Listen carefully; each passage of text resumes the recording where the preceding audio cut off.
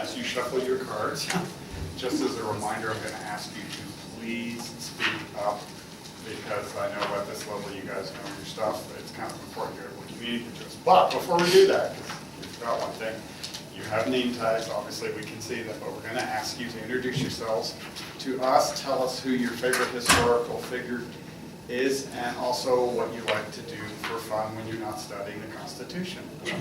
I'm Will Coleman. I'm a junior. My favorite historical figure is probably Thomas Jefferson. And when I'm not studying the Constitution, I like to study other subjects. I like to teach. I'm Paul Salme. I'm a junior. I'm just going to go with Abraham Lincoln for my figure. And in my free time, I play piano. I am Jordan Shank. I am a junior. My favorite historical figure is probably John F. Kennedy. And when not studying the Constitution, I like to pace around the living room while watching TV.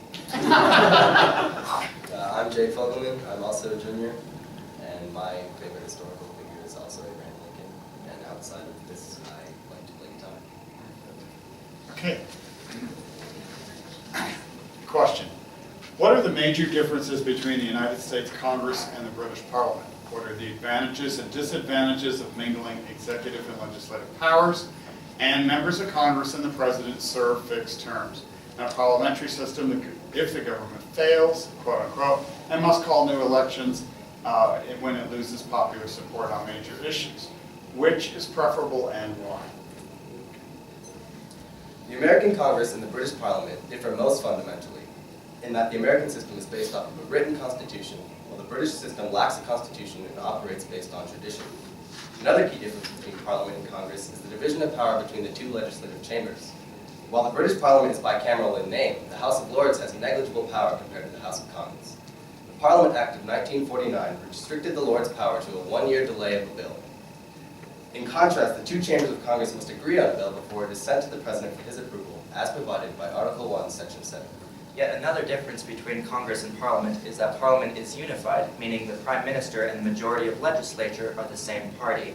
The top executive, the Prime Minister, is the leader of the majority party in the House of Commons. However, in the U.S. Congress, the legislative and executive branches are entirely separate. Article 1, Section 6 prohibits congressmen from holding executive positions. The president cannot be a member of Congress, but has powers he can use against Congress, like the veto granted by Article 1, Section 7. On the other hand, unified governments can make laws efficiently because the Prime Minister and Parliament are joined together. The Prime Minister has no veto power, but he also has no reason to veto a bill, since he is the leader of Parliament's majority party. This unified government produces swift legislation. An example can be seen when the Prevention of Terrorism Act of 2015 was passed only 18 days after its introduction to Parliament. The disadvantage to this unified government is that there are no checks to limit the lawmaking process. The only major check between Prime Minister and Parliament is the vote of no confidence. The House of Commons loses its confidence in the Prime Minister. He must resign and call new elections. In 1979, Prime Minister James Callaghan instituted wage and price controls to lower inflation.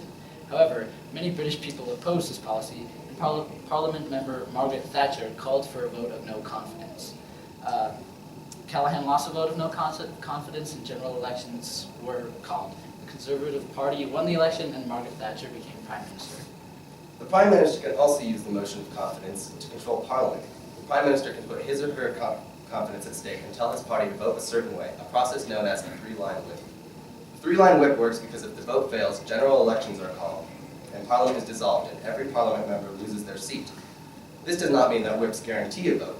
In 2012, 91 members of Parliament rejected the whip that was meant to reform the House of Lords. Under the U.S. Constitution, representatives and senators have strictly defined term limits because they are elected at specific times. Article 1, Section 2 decrees that representatives serve for 2 years, and Article 1, Section 3 provides that senators serve for 6 years. The President serves terms of 4 years provided by Article 2, Section 1, with the 22nd Amendment providing a 2-term limit.